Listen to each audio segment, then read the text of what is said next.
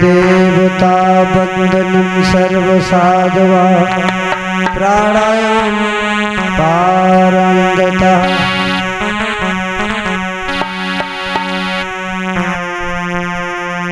नीलांबुज कोमलांकं सीता समारोपित भाग्य पाड़ो मासाय के चारूर चापं वंदे रामं रघुवंशनाथं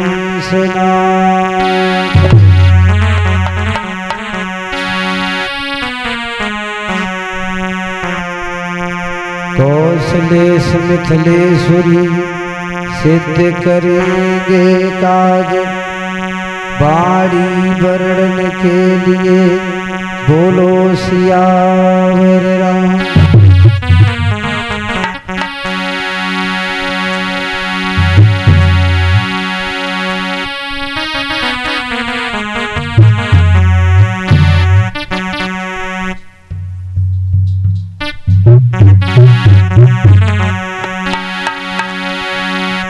तो अपने अपने घरन किए दी सब काऊ पी रहे उन्हें पीर सब घरन की तो धन्य धन्य रघुबीर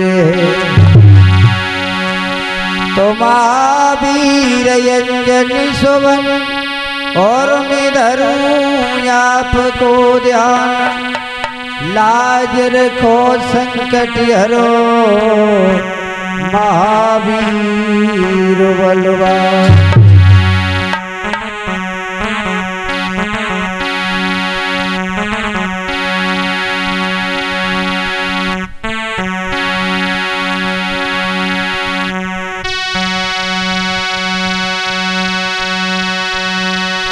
तो काम पिछारी कीजिए और पहले लीजिए नाम बगैर प्रभु के नाम के बने न कोई काम।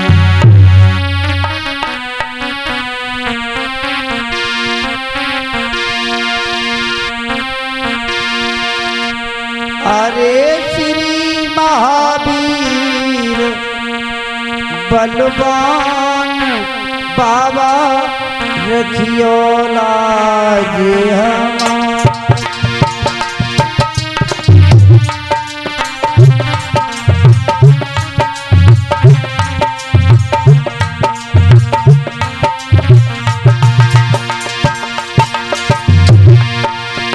अरे श्री महावीर बलवान बाबा रखियो लाज हमारी।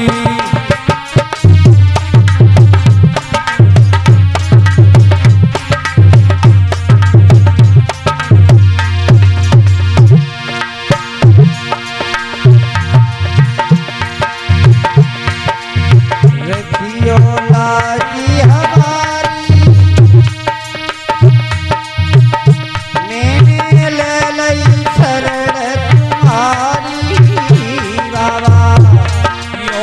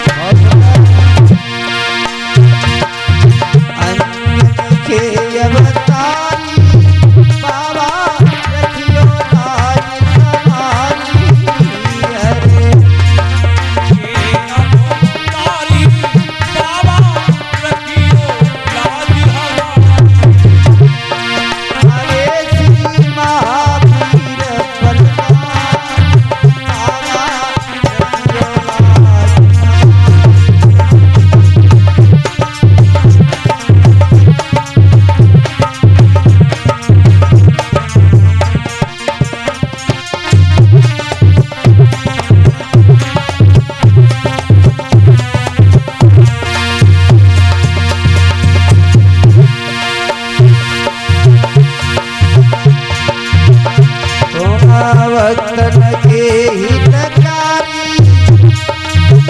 तेरे द्वार भजे बनाई अरे भक्तन हितकारी तेरे द्वार पे भजन बधाई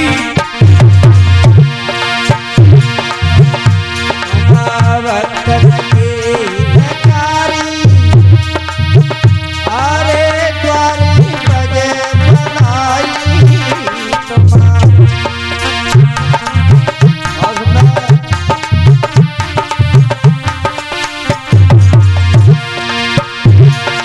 अरे महावीर बलवान बाबा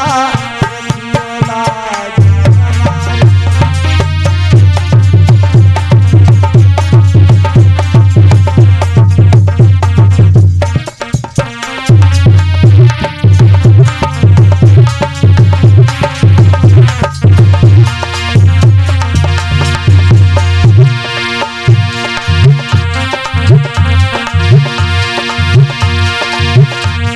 हमारी। अंजन के हो लाल खबर मेरी ले लेना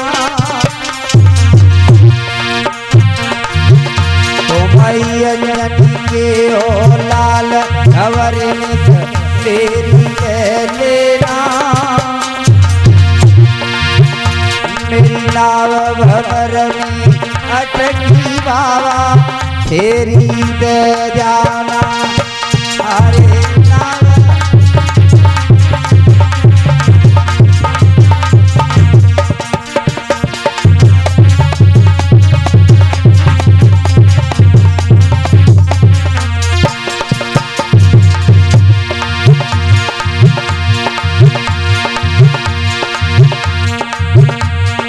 अरे नगर में फेरी ले जइयो अरे नगर में फेरी ले जइयो और परमदेव के धाम बाबा लाज बचाई जइयो अरे परमा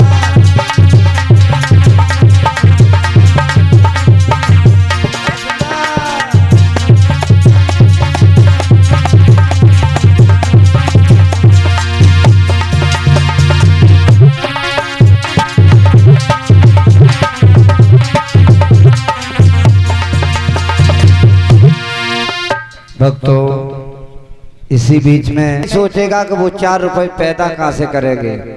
खर्च करने से पहले भगवान के दरबार में ये सोच लो मुझे पैदा करना है, उसके तात पर खर्चा भी करना है। तो देखिए भागवत में सत्संग में बैठते समय कभी ऊंच नीच की बात नहीं होना चाहिए। और जो लोग कथा को सुनने के लिए आते हैं, मनन करते हैं, चिंतन करते हैं और मन से जो कथा को सुनते हैं, क्योंकि एक घड़ी आदि में पुण्यात, जितना भी समय मिल जाए भगवान के दरबार में उतना काफी है। और मैं तो सभी कमेटी से ये कहूँगा, कल से यहाँ व्यवस्था देखिए, यहाँ लोग बैठने में असमर्थ हैं, इधर की चांदनी भी कमेटी के अनुसार बढ़ा दी जाए, 3 चांदनी और मंगवा दी जाए। और ये भागवत एक आदमी की नहीं है, सभी लोगों की है। मन से तन से ये कार्य को करो। ऐसा नहीं कि एक आदमी के हाथ की बात हो, ये नहीं है, किसी एक की भागवत नहीं है। ये आपका ही खेत है, आपका ही घर है, आपका ही परिवार है, आपका ही क्षेत्र है, तो आपको ज्यादा व्यवस्था देखनी पड़ेगी। तो इसीलिए मन से कार्य करिए, और मन से जो कार्य करेगा हमेशा उसकी विजय होगी। लेकिन भाइयों इधर क्या हुआ है, तो सभी लोग भागवत को सुनने के लिए आए हैं, और भागवत पहले भी यहाँ हो चुकी है, और दूसरी ये भागवत है, तीसरी फिर तैयार है। तो सत्संग तो चलता रहेगा। तो देखिए भाइयों, सभी से मेरा अनुरोध है कि भगवान के दरबार में कभी मन को छोटा नहीं रखना चाहिए और जितना भी समय मिले उतना काफी है। कभी कल्पना कर रहा है कि आज की दुनिया में बिना भगवान के भजन के बिना कोई उद्धार नहीं है। राम कहो मन राम कहो बिन राम कहे कछु कामन आवे, धाम शरीर भिगो सिगरो इनको मत मूर्ख ने न लगावा, मात पिता तिय पितृ सरोद अंत समय कछु काम न आवे। क्योंकि भगवान के अलावा कोई भी काम आने वाला नहीं है भक्तों। इसीलिए भगवान के भजन में जितना भी समय मिल जाए उतना काफी है। हमारे ग्राम डाड़े में श्रीमद् भागवत का जो अनुष्ठान रखा गया है, यहाँ पर युवा पीढ़ी से लेके सम्मानी बुजुर्ग तक यहाँ सभी बहुत ही संगठनशील समारोह चल रहा है। और श्रीमद् भागवत, श्रीमद् मद मीन्स क्या होता है? घमंड। जैसे घमंड है, अहंकार है, वो भागवत पंडाल में कभी नहीं आएगा। ये भी कहा गया है कि जो दौलत से चकनाचूर है वो प्रभु से बहुत, क्योंकि उसे तो माया की अंधेरिया में जी रहा है। वो जो समझता है हर चीज पैसा है, लेकिन पैसा नहीं है। क्योंकि हर कार पैसा नहीं होता है। तो भाइयों आ जाइए भक्तों। सूत जी कहते हैं वर्तमान में 4 युग हुए हैं। क्या हुए हैं? परीक्षित महाराज 4 युग हुए हैं। 4 युगों में तीसरा युग जिसे द्वापर युग कहते हैं। तो इसी द्वापर युग में मैस पारा ऋषि द्वारा सत्यवती जो बस कन्या थी, जो बस कन्या थी, इसी सत्यवती बस जो व्यास जी का जन्म हुआ।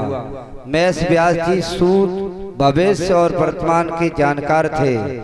व्यास जी ने 4 योगों के बारे में लिखा है। ऋषिक मजु साम और अर्थ वेदों का उद्धार भी किया है। श्री व्यास जी ने एक महाभारत ग्रंथ की रचना की है। भगवान वेद व्यास ने इनके अतिरिक्त भागवत चरित्र भी श्रीमद् भागवत को महापुराण की रचना भी की है। किसने की है? वेद व्यास जी ने। वेद व्यास जी जो थे, जो मैर्स पारा ऋषि के लड़का थे। सत्यवती जिसे कहते ये बस कन्या थी। लोग इसे पहले मंचूदरी बोलते थे। तो देखिए, जब व्यास जी का जन्म हुआ तो व्यास जी ने उसमें से भागवत का निर्माण किया। निर्माण करने के बावजूद भी कोई भी शांति नहीं मिली, सुख चैन नहीं मिला। मैं पहले भी बता चुके हैं कि धन दौलत कितनी भी हो जाए, अगर तुम्हारे शरीर के अंदर मन के अंदर चैन नहीं है तो सारी जिंदगी भटकोगे। और भटकने के अलावा तुम्हारे पास कोई भी ऐसा काम नहीं है जो तुम बना सको। तो देखिए, मन के हारे हार और मन के जीते। 5 कर्मेंद्रियां होती, 5 ज्ञानेंद्रियां, इसके ऊपर एक मन होता है। मन रूपी ढिलाई और घोड़ा रूपी इंद्रियां जिसने कब्जे में कर ली वो साक्षात रूप से ब्रह्म हो चुका है। क्यों? उसे भगवान ढूंढना नहीं पड़ेंगे। रात दिन घंटा बजाओ, मूड माथू रगड़ दो, मंदिर न जाए जाएगा और तो नीयत साफ नहीं है तो कभी मंजिल नहीं मिल सकती है। मंजिल तभी मिलेगी जब मन को बढ़िया रखिए। क्योंकि मन अच्छा है तो समझ लो दिल में ही मथुरा, काशी, तीरथ, सागर सब कुछ है। और मन अच्छा नहीं है तो कुछ भी नहीं है। देखिए, बगल से ये बम्बा भी आ रहा है, बगल से ये बम्बिया का पानी जा रहा है। पानी एक है और यही पानी गंगा नदी का है, तो उसे लोग नहाने के लिए जाते हैं। अब तुम कहोगे ये पानी में वो पानी में अंतर हमारे और आपकी भावना में अंतर है। क्योंकि गंगा एक पवित्र नदी है और उसी सागर से ये सभी नदियां निकल के आई हैं। लेकिन हमारे और आपके बीच में जब मन पवित्र नहीं है तो वाणी पवित्र नहीं हो सकती है।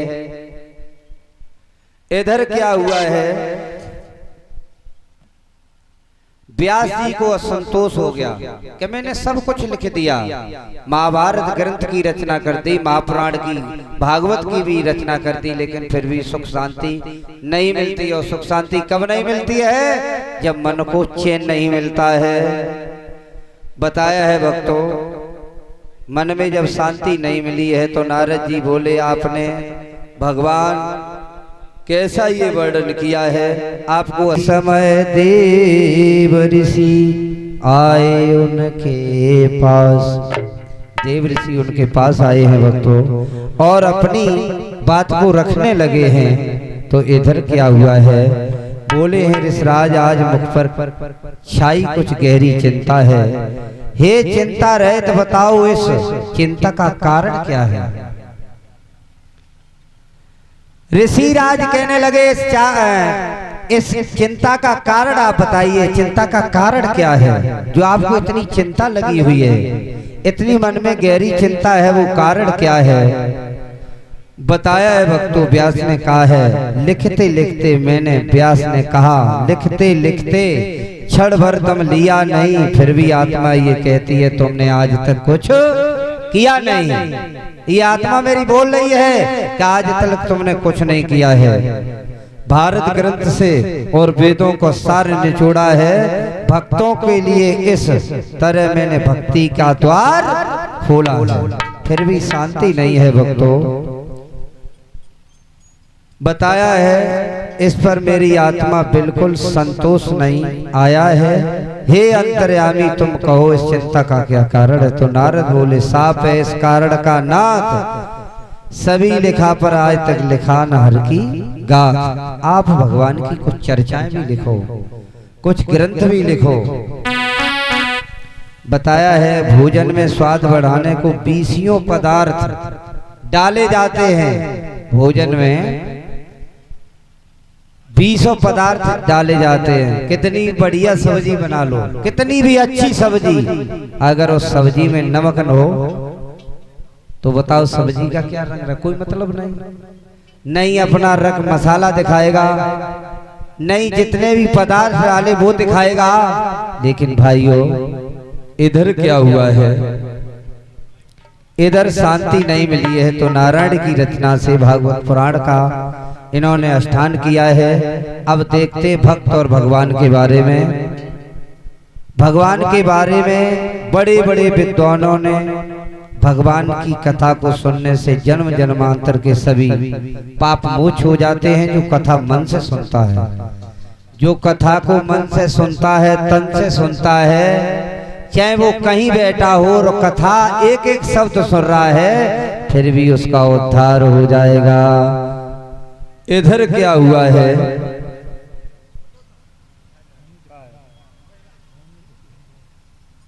इधर क्या हुआ है, भागवत में बताया है भक्ति में कौन से प्रकार की भक्ति है। गोस्वामी तुलसीदास जी लिखते हैं कि प्रथम भक्ति संतन करे संगा, और दूजी भक्ति मम रथा प्रसंगा। पहली भक्ति वो है भगवान की सेवा करना, भगवान का आदर करना, भगवान का सम्मान करना, जो भी अतिथि आता उसका भी सम्मान करना, बड़े बूढ़ों का सम्मान करना, विद्वानों का सम्मान करना। ये तुम्हारे ग्रंथ में लिखा हुआ है कि प्रथम भक्ति संतन करे संगा, और दूसरी भक्ति मम कथा प्रसंगा। मेरे भाइयों ये भी बात बताई है, और एक बात और कही है गोस्वामी तुलसीदास ने कि परहित सरस धर्म नहीं भाई, पर पीड़ा सम नहीं अधिनाई।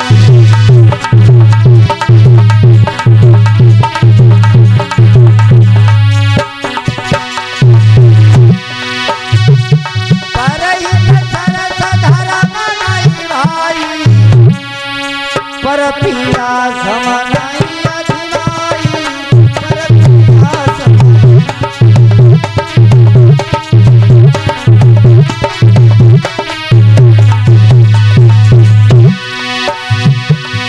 तुलसीदास जी कहते हैं क्या,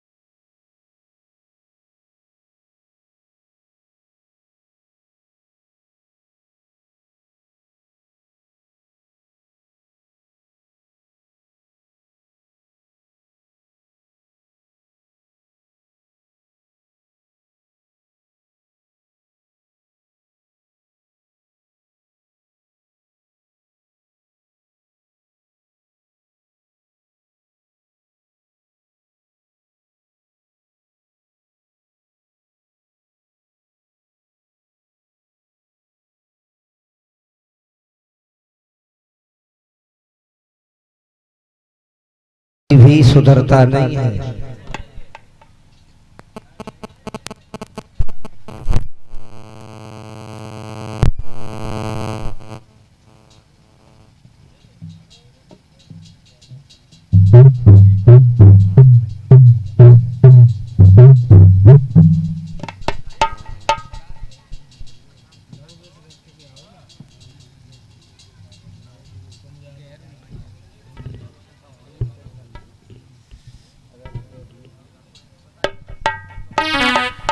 तो आ जाइए भक्तों के लगा सको तो बाग लगाओ, आगे लगाना मत सीखो, मिटा सको अभिमान मिटाओ, परमान मिटाना ना सीखो,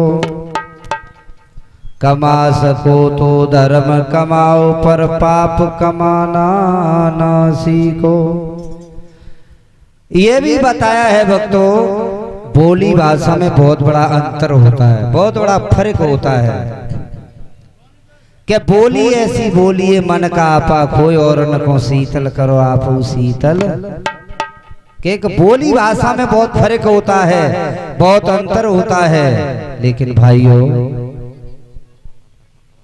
के तुलसी मीठे वचन से सुख उपजे चौर, वशीकरण एक मंत्र है तुम तज देव वचन कठोर।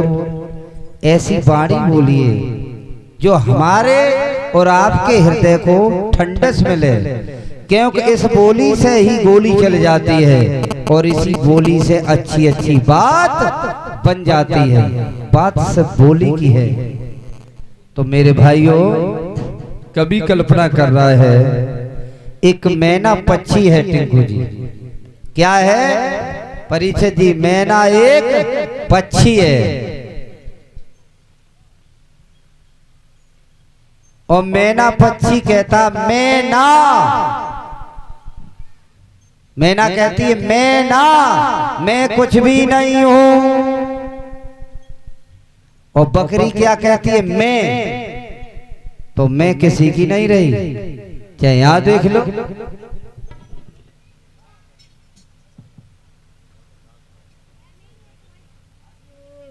ये 1000 रुपए जो चंदा में दिए हैं रंजीत और पप्पू, रंजीत और पप्पू जी की तरफ से 1000 रुपए आए हैं ग्राम डाड़ा की तरफ से।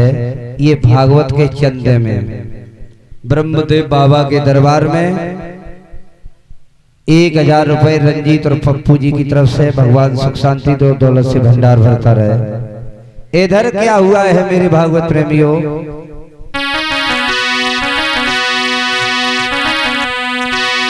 मैना एक पक्षी है कि मैना जो मैना कहती है पिंजरे में पाली जाती है।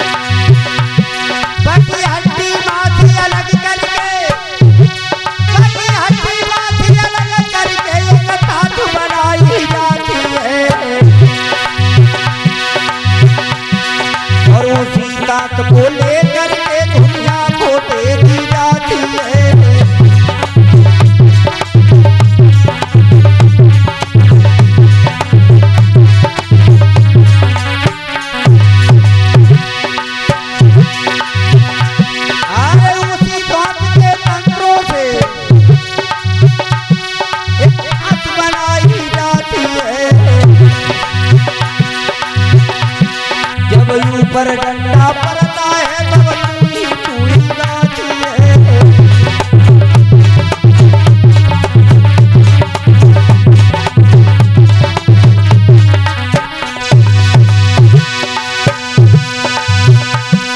ऊपर जब डंडा पड़ता है तब चूड़ी गाती है। कभी हड्डी माथी अलग करके धागा बनाई जाती है। उसी दांत को लेकर के दुनिया को दे दी जाती है।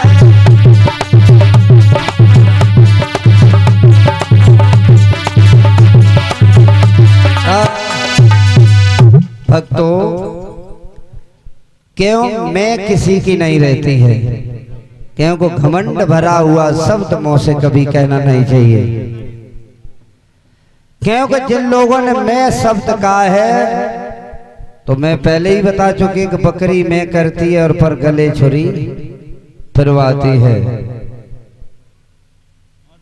और इसी बीच में 50 केजी आटा स्वदेश बाथम ग्राम डाड़ा की तरफ से 50 केजी आटा स्वदेश बाथम जी ग्राम डाड़ा की तरफ से दे रहे इस भागवत चंदे में। हनुमान जी की मठिया पर भगवान सुख शांति देव दौलत से भंडार भरता रहे। क्योंकि दानी कभी चूकता नहीं है और समुद्र कभी सूखता नहीं।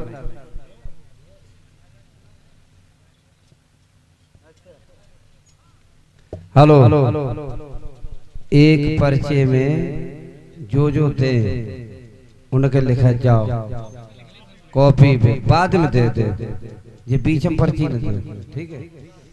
इधर क्या हुआ है भक्तों, देखते हैं भगवान के दरबार में।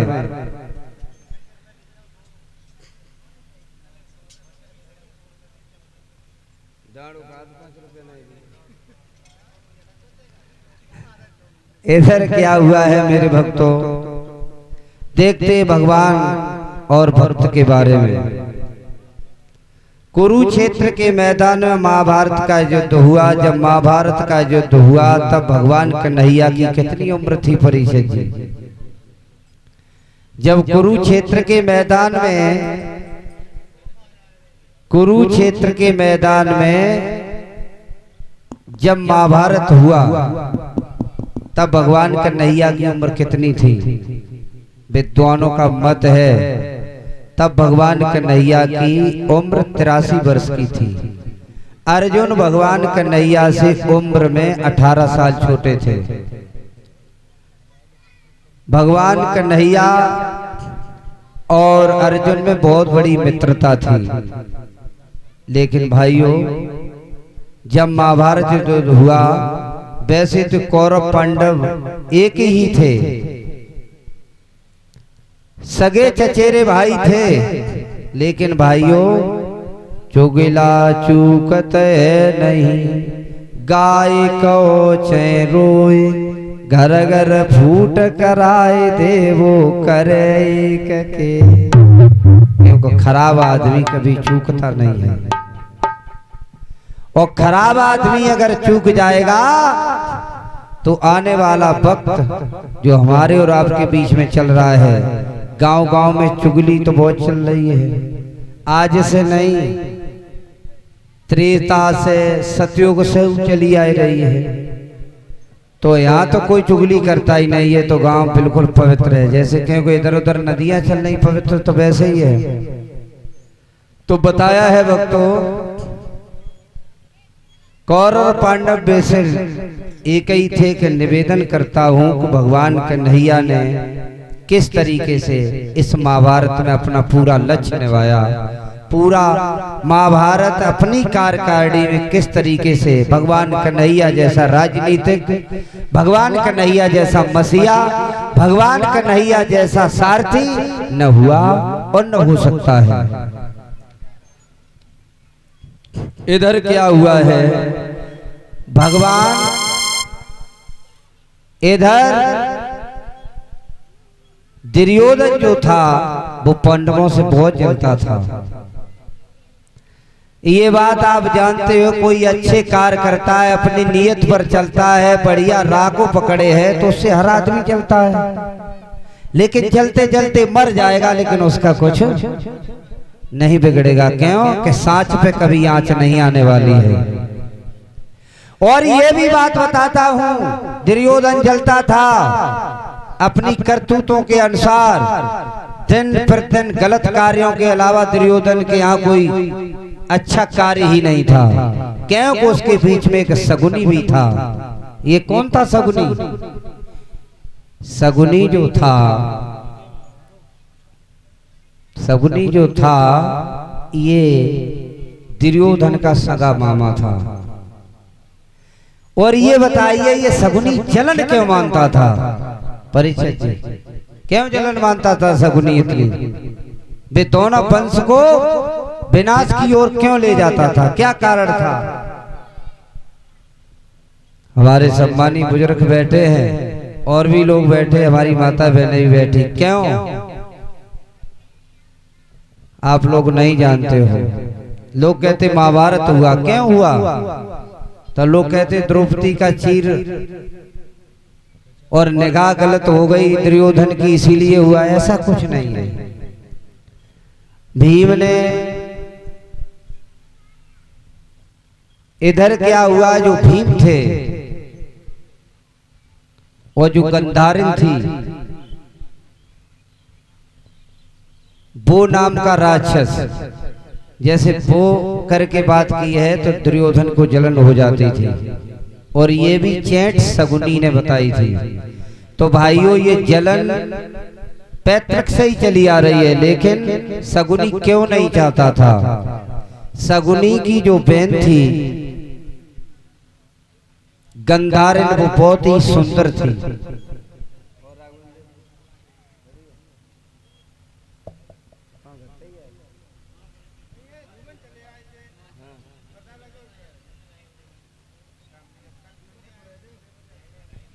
ठीक। इधर क्या देर है मगर अंधेर नहीं है।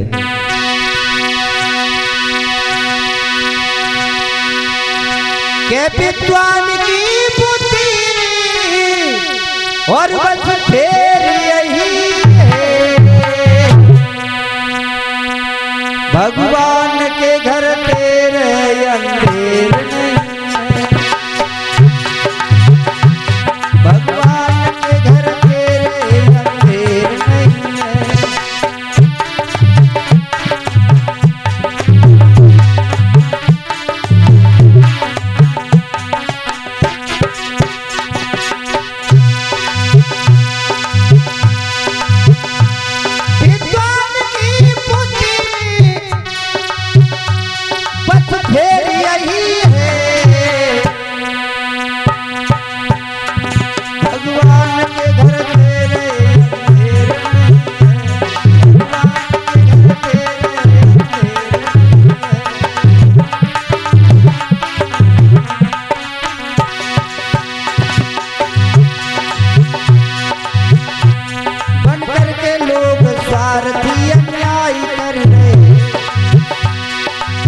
स्वार्थी बनकर के एक दूसरे के ऊपर अपघात कर रहे हैं, लेकिन अपघात करने वाले सुधर जाओ, तुम किसी का कुछ नहीं बिगाड़ पाओगे।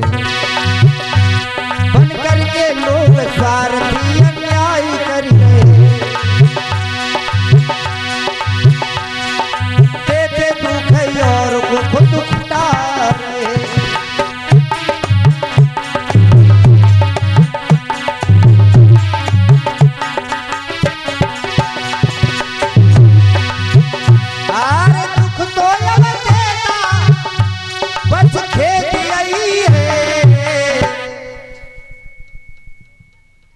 मनोज जी, भगवान के घर तेरे अंधेर नहीं है।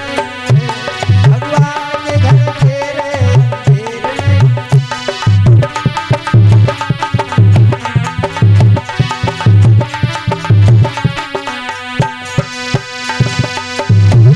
भगवान के घर तेरे अंधेर नहीं है। एक भूल दोस्तों, एक ही भूल इंसान को धूल में मिला देती है और एक ही भूल लाख से लीक कर देती है। भूल सिर्फ एक ही होती है जिंदगी में, और उस भूल को अगर सुधार कर लिया तो जिंदगी में तुम्हारा कोई कुछ नहीं कर सकता है। एक भूल द्रौपदी पर बन गई है। जब महाभारत का युद्ध हुआ उससे पहले द्रौपदी से एक भूल बन गई। क्या बन गई भूल द्रौपदी पर? आचार्य जी, क्या भूल बन गई है? द्रौपदी पर सिर्फ एक भूल बन गई। एक ही बात पर पूरा महाभारत हो गया, एक ही बात पर। और ये भी जानते हो कि एक बात, औरत की जीभ में तो अमृत है लेकिन ओठ पर जहर है। ऐसी बात कहे, ऐसी बात कही दीजिए जो तुम्हारे सीना पार हो जाए।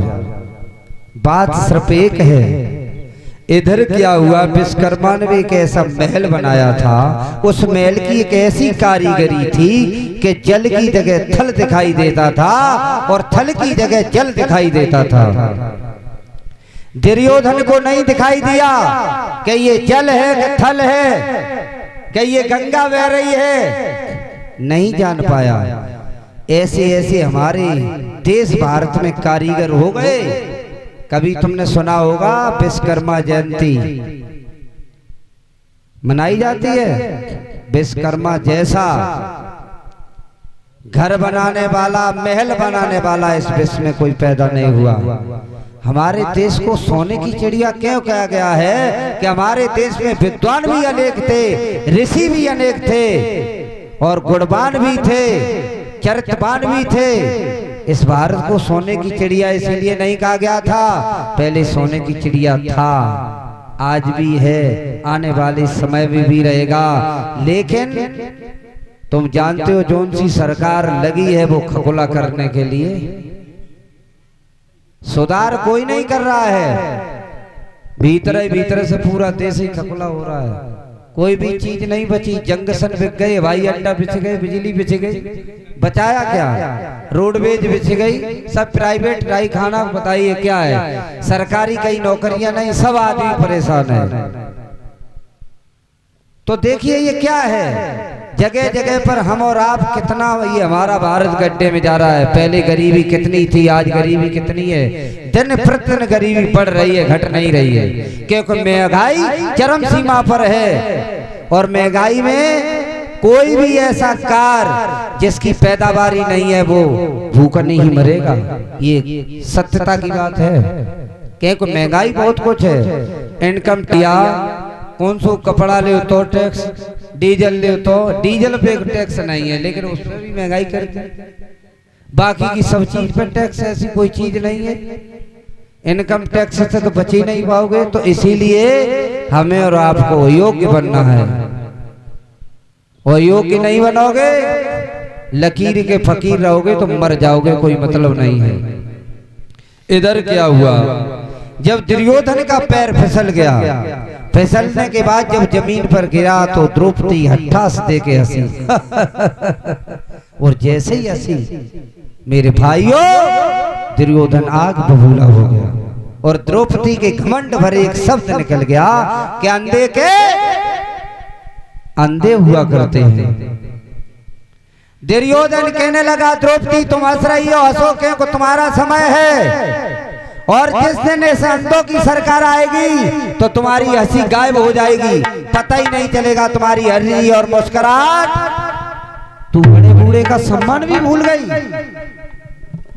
तूने बड़े बूढ़े का सम्मान ही नहीं किया, सम्मान जानती नहीं है कि सम्मान क्या होता है। लेकिन भाइयों, छत के ऊपर खड़ी होकर हंसने लगी है। मैं हर महिला से यही कहता हूँ, हर माता बहनों से ऐसे कहते हैं कि अपनी बाड़ी से ऐसे शब्द न कहो कि किसी को बुरा लगे। क्यों?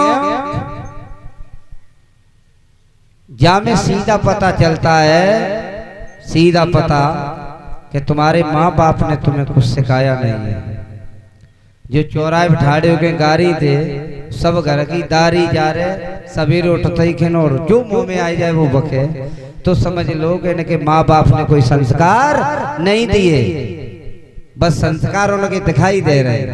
अब ज्यादा तुम कहो तो और संस्कार और दिखाई दे। तासे बाड़ी को ब्राह्मण ही रखना हमारे और आपके बीच में सही है, क्योंकि विद्वान ज्यादा बोलता नहीं है, मूर्ख ज्यादा बोलता है। वो 2 मिनट में आदमी खत्म कर दिए, मूर्ख के पास इतना पावर होता है। तो आ जाइए भक्तों, जैसे ही द्रौपदी के घमंड भरा हुआ एक शब्द निकला का अंधे के अंधे होते हैं, और जब ये सुना का अंधे के अंधे होते हैं, दुर्योधन को बहुत बुरा। दुर्योधन कहने लगा, द्रौपदी आज हंस रही हो, हंसो, जब मेरा समय आएगा तुम्हारी हंसी गायब हो जाएगी, तब तुम्हें पता चलेगा कि मैं अंधा हूँ या आंखन वाला, ये सब पता चलेगा वक्त आने पर। तो भाइयों, घमंड में तू सम्मान भूल गई है, अब तेरी हंसी मिटाना अरे लाखों है ये इतना मेरा।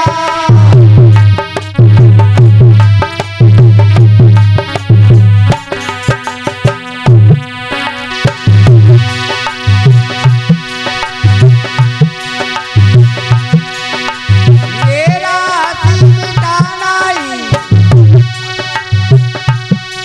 और लाखों है ये इतना मेरा।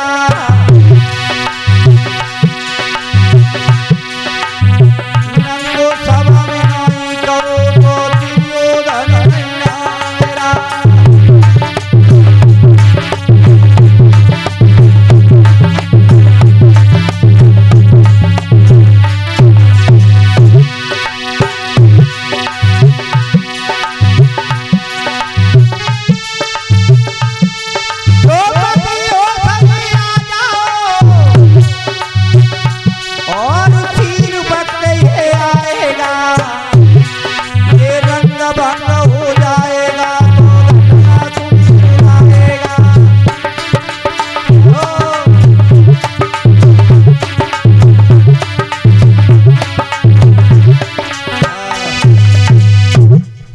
द्रौपदी होश में आ जाओ, ये रंग भंग हो जाएगा, ये घटना तुम्हें रुलाएगा। अरे तुम हंसी उड़ा रही हो, ये वक्त आने पर बताएंगे हमें अंधे हैं या आंखें वाले कैसे हैं। द्रौपदी अभी हंस रही हो क्योंकि तुम्हारा समय है, लेकिन भाइयों नारी की बोली गोली से भी ज्यादा काम करती है। लेकिन दुर्योधन बिगड़ गया, और ये भी बात सच है कि नारियों की बात में अच्छे अच्छे बच्चों कोई नहीं, बुराई नहीं कर रहा हूँ, आज की तो कोई बात ही नहीं है, ये सतयुग द्वापर की बात है।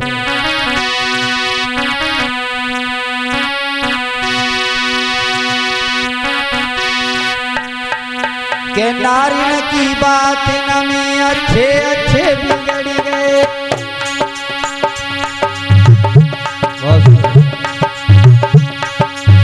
नारिन की बात न अच्छे अच्छे बिगड़ गए, द्रौपदी की बात न में दुर्योधन से बिगड़ गए।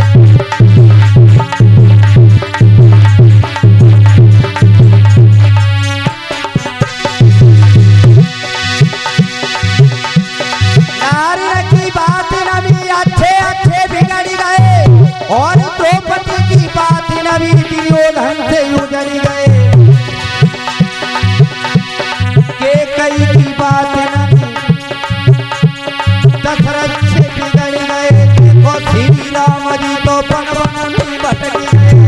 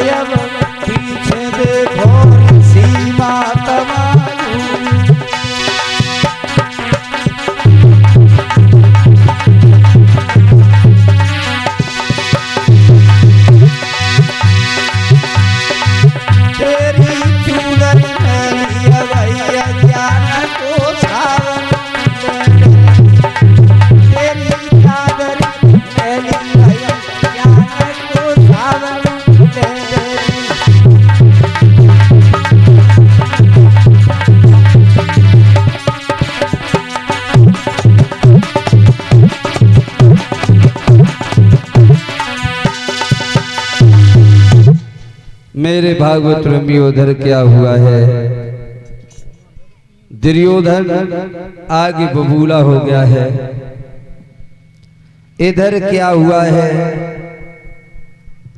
आज दुर्योधन के दिल में बात जब गूंज गई है और दुर्योधन कहने लगा है अब मैं जब तक इसको वस्त्र ही नहीं दूंगा, इसकी बेइज्जती नहीं करूंगा, इसका सम्मान नहीं करूंगा, तब तक खाना पीना की तो बात का पानी भी नहीं पी सकता हूं। लेकिन भाइयों मैंने पहले भी बता दिया है कि जो सगुनी हुआ करते हैं वो कभी एक नहीं होने देते हैं। ये समाज में घर घर में पहले एक सगुनी थे, अब तो घर घर में सगुनी हो गए। तो भाइयों इधर क्या हुआ है, जब आदेश दिया है दुशासन को, है दुशासन मेरी बात सुनो, मेरी एक बात सुनो। बोले क्या? काब अभी और सीताम द्रौपदी को सभा में खींच के लेके आओ। बोले क्यों? कि नहीं उसने ये कहा था कि अंधे के अंधे हुआ करते हैं, अब अंधे और आंखन वाले पता चलेंगे। लेकिन सगुनी कहने लगा, भांजे बात फंस जाएगी। तो पहले मेरी एक बात सुनो, क्या आप जुआ का खेल खेलो, पहले पांडवों को विधिवत रूप से हराइए, हराने के बाद जब कुछ नहीं बचेगा तो द्रौपदी को भी दाय पे रख दूंगा, वो समय भी आ जाएगा और हम और आप फंसेंगे भी नहीं। लेकिन भाइयों क्या हुआ, कैसी है हर की माया।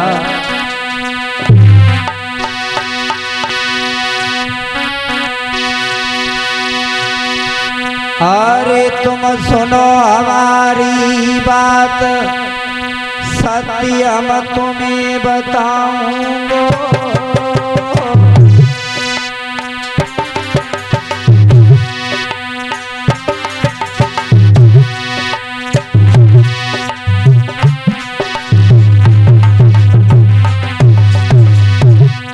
तुम सुनो हमारी बात, सत्य हम तुम्हें समझाऊंगा।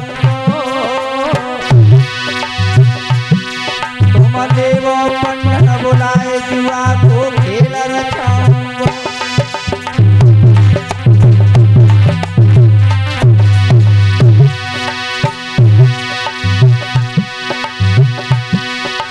अरे हंसी जब बचे हमारी है,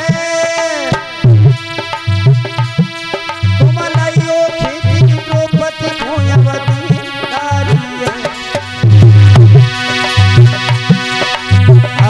सगुनी बात बताई है, तुम सुनियो मेरी बात, धर्म की है।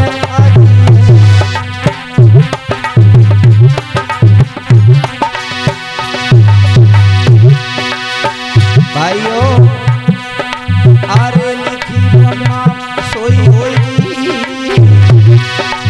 अरे लिखी किस्मत में सोई होगी, और पंचपीन के नीचे आज धर्मांगन में होगी।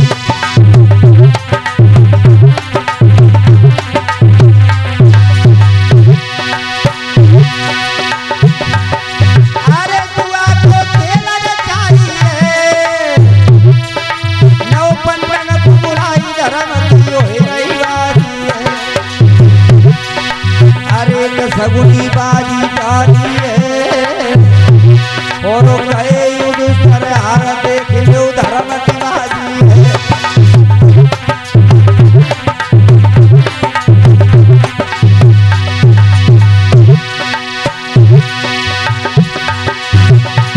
महाराज हार गए युधिष्ठिर से ज्ञानी, अरे चल गई सगुनी चाली, धर्म की हुई गई है रानी।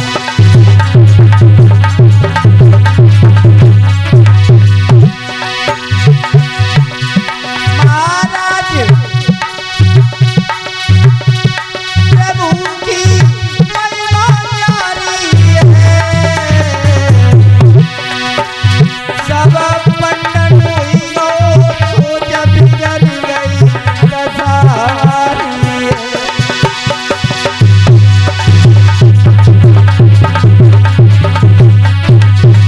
और सैया पूछे को जाओ दिया, तेरी कैसी बिगड़ी। ईश्वर पूछे को जाओ दिया, तेरी कैसी बिगड़ी।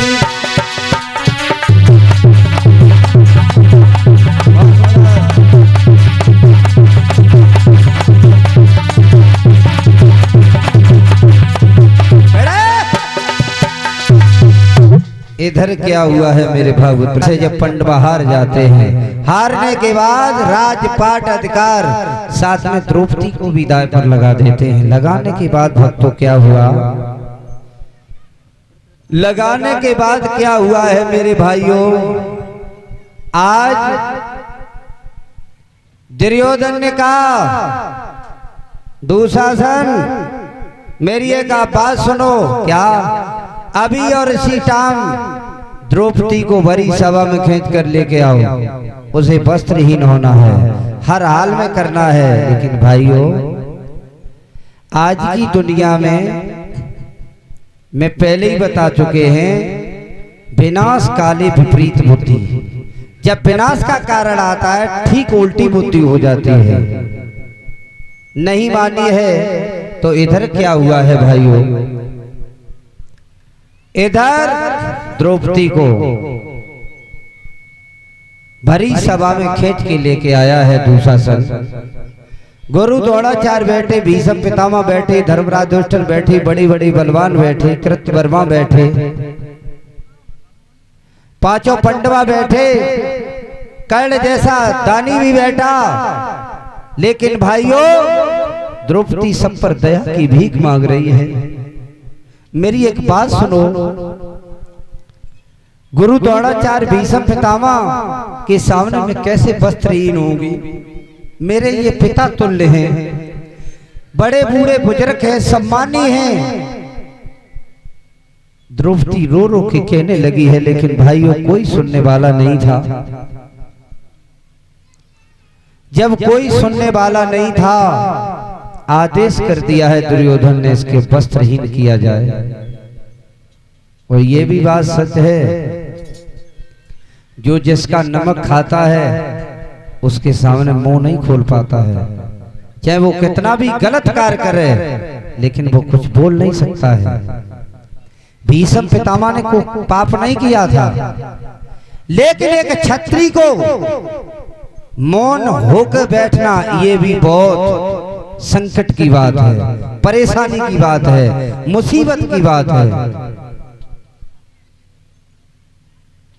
मेरे भाइयों, जब कृतवर्मा, गुरु द्रोणाचार्य, भीष्म पितामह, धर्मराज युधिष्ठिर बड़े बड़े बलवान बैठे, कोई ये नहीं कह रहा ये क्या हो रहा है। द्रौपदी हाथ जोड़ के कहने लगी है, सभा के मध्य में मेरा कोई लाज रखने वाला नहीं है। वाह वाह भीष्म, तुम्हारे अलावा मेरा कौन है? भीष्म के नेत्रों से आंसू चल रहा है, लेकिन आंसू चल रहे हैं किसके लिए? धर्म और धर्म के लिए। लेकिन दुर्योधन का अन्न खाया है, लेकिन उस अन्न को कैसे त्यागन कर सकते हैं? भाइयों, इधर क्या हुआ है, दुशासन के अनुसार जब दुशासन खींचने लगा है तो द्रौपदी रो रो के कहने लगी है, दीनबंधु तुम्हारे अलावा इस दुनिया में कोई नहीं है। सभी से दया की भीख मांग रही है। और क्या बोली है?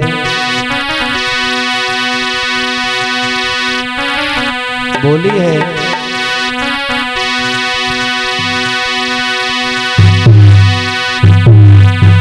आरे दीनन के हितकारी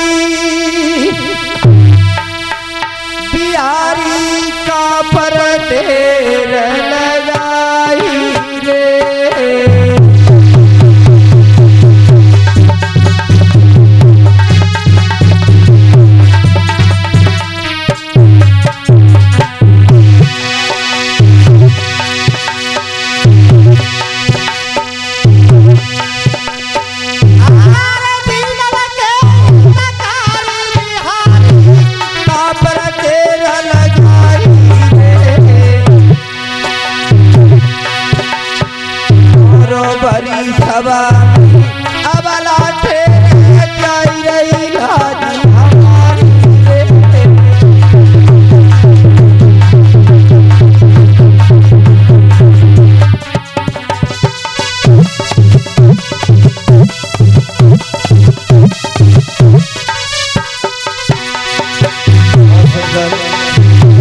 प्रभु तुम्हारे अलावा इस दुनिया में कोई नहीं है। रो रही है द्रौपदी, दया की भीख मांग रही है। हमारे गुरु भी बैठे हैं, कर्ण जैसा दानी बैठा है, ये भी बलवान का कोई पार नहीं है। हमारे अर्जुन भी बैठे हैं, युधिष्ठिर भी बैठे हैं। क्या करूं मैं, क्या करूं?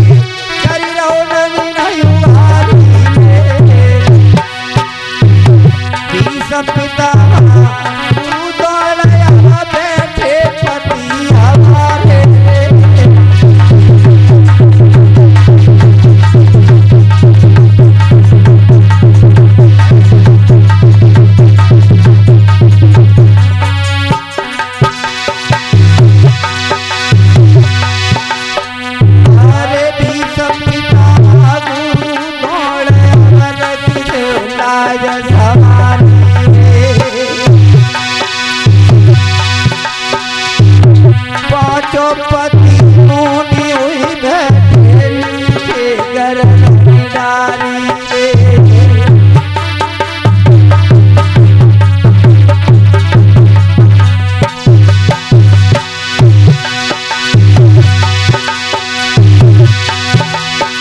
और तुम्हारी दुनिया के अब हमारी जो खबरिया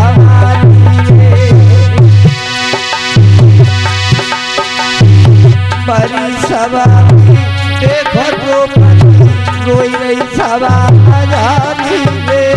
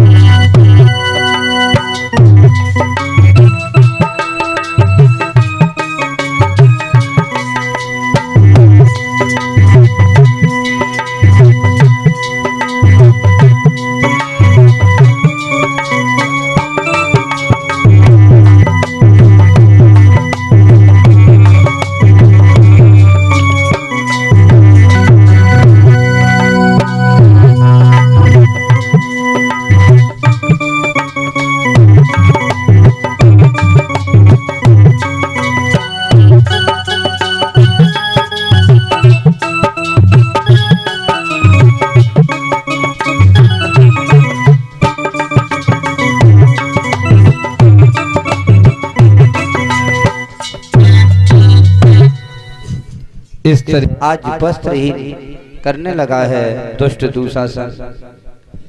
और जैसे ही दुष्ट दुशासन वस्त्रहीन करने लगा है मेरे भागवत श्रोताओं, इधर क्या हुआ है?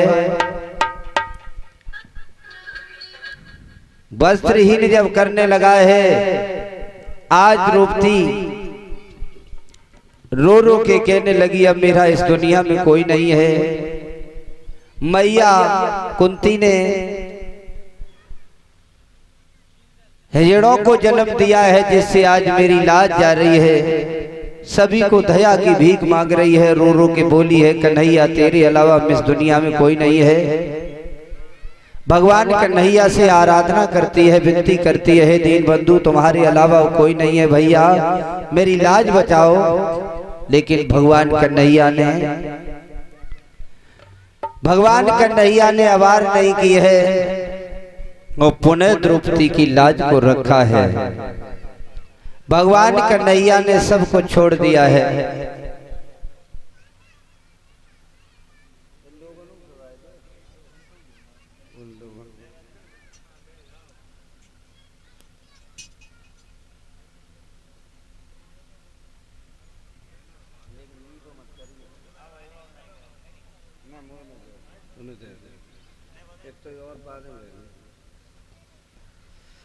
बोलिए भक्त और भगवान की।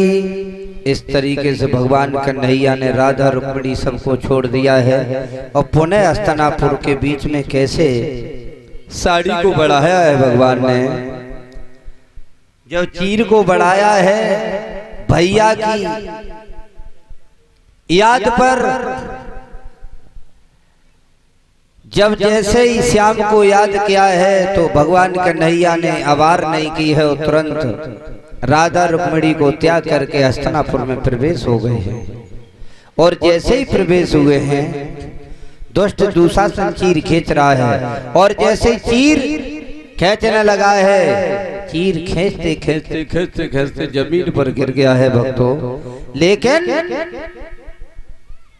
चीर खींचते खींचते जमीन पर जब गिर जाता है बेहोश हो गया है, लेकिन कन्हैया ने चीर को बढ़ाना कम नहीं किया है। लेकिन भाइयों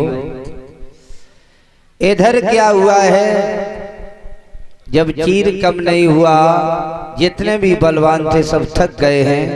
दुष्ट दुशासन को अंदर ही अंदर से दम घोंट दिया है कन्हैया ने। और जब गिर जाता है और घमंडियों का भगवान घमंड दूर कर देते हैं, और वस्त्रहीन करने के बाद भगवान कन्हैया ने पुनः द्रौपदी की लाज बचाई है उसी हस्तिनापुर के बीच में।